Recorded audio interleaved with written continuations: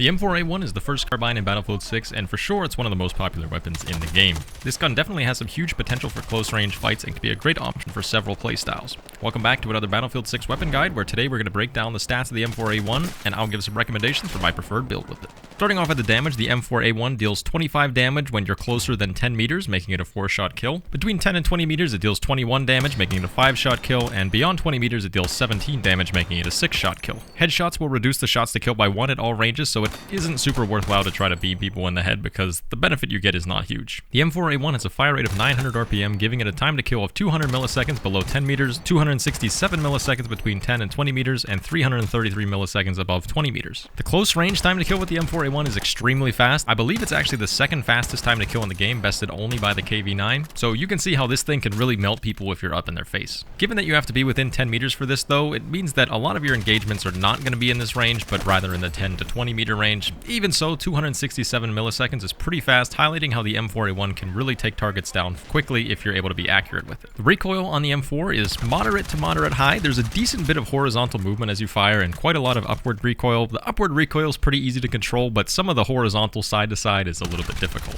This recoil, when you combine it with the fact that it takes 6 shots to kill beyond 20 meters, means that you really shouldn't be trying to use this thing at long ranges. You're just going to get beaten out by a lot of other weapons in the game, and even if you tap fire, needing to hit 6 shots makes it quite ineffective at long range. Hip fire, though, on the M4 is quite good. The M4A1 is fairly similar to the last weapon that we looked at, the M433, but I think that the hip fire is really where it sets itself apart. The M4A1 is not as much of a hip fire laser beam as a lot of the SMGs are, but the short time to kill and decent hip fire spread means that this thing can really be very viable with hip fire at close range. As far as the other stats are concerned, nothing's too special here. The default muzzle velocity is 630 meters per second, which is around what a lot of the other carbines are at. The reload time is 2.2 seconds, sprint to fire time is about 183 milliseconds. Nothing in these stats is particularly special. Now, with these stats in mind, let's go ahead and talk about the strengths and weaknesses of the M4A1. The most obvious strength is the super fast time to kill within 10 meters. When you combine that with the decent hip fire of this gun, this thing has a lot of close range potential. Given the moderate recoil and relatively underwhelming damage above 20 meters though, the performance at range is by far the M4A1's biggest weakness.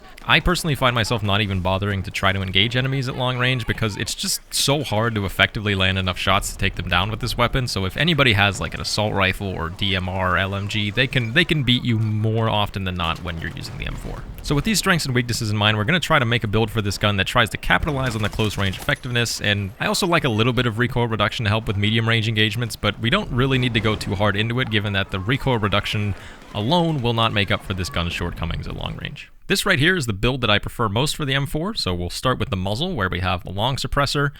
This attachment gives us a little bit of recoil reduction, which is very nice for our medium range engagements, and very importantly, it will prevent you from getting in-world spotted when you fire. This is crucial for letting you sneak around and flank to get up close to enemies. That way, if you have to engage someone before you're super close, the whole enemy team won't immediately know where you are because you're not going to get the diamond above your head when you shoot. Unfortunately, the long suppressor does come with a small hip fire penalty, but we'll deal with that with the rest of the build. I don't think it's worth it to spend extra points for the CQB suppressor because we can make up for this hip fire penalty with some of our other attachments anyways.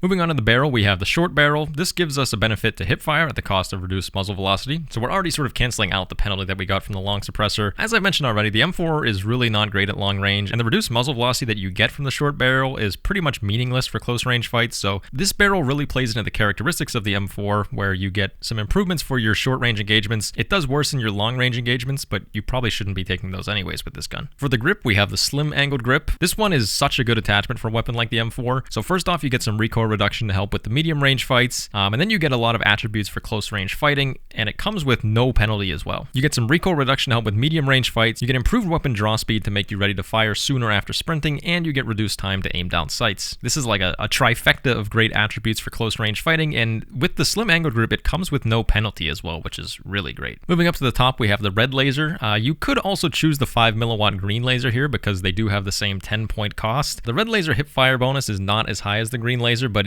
the red laser also isn't visible to enemies. I find that with the red laser, I'm pretty satisfied with the hipfire bonus, so I don't feel the need to take the visibility downside of the green laser, and I'll talk about how this plays into my playstyle with the M4 a little bit later on. For the mag, we have the 30-round fast mag, provides a reduction of about 300 milliseconds to your reload time, which is great from when you're up close to enemies and you need to quickly reset. I use standard ammo, and I actually used no optic on the M4. I just used the iron sights. Since most of your fights are going to be within 30 meters, I find that the iron sights on this weapon are good enough, so I say save the 5 points and I instead opt for the rail cover, which increases your draw speed. You can check out my recent video on draw speed if you want to learn more about it. I unfortunately didn't have the rail cover unlocked when I made that video, but by combining the rail cover with the angled grip, the sprint to fire time on the M4 is reduced by nearly 70 milliseconds down to 115 milliseconds. And this allows you to come out of a sprint and start shooting substantially faster, and on the M4, that 70 milliseconds can mean getting off an additional bullet that can be the difference between winning or not winning a fight. So I think that on the M4, foregoing the optic for the rail cover is actually a great option. So that's my build for the M4, targeting bonuses for very close to medium range engagements. In terms of playstyle, this gun works great for flanking. If you can either sneak up to the side or behind enemies and get the jump on them, the M4 will win almost all firefights. Even if you stumble across someone accidentally, the low sprint to fire time combined with the good hip fire and low TTK of this build means that you're going to have a really good chance of beating your opponent. I personally like to play fairly aggressively with the M4 because sitting back and trying to take long range fights is really not what this weapon is meant to do.